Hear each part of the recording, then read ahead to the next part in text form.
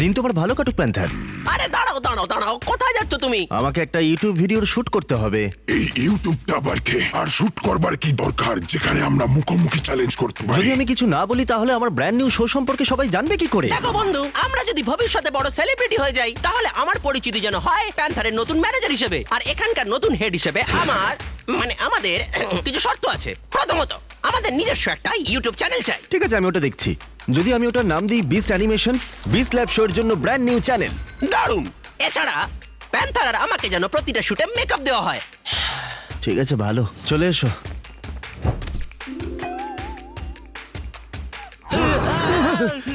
এই দেখে সাবধানে।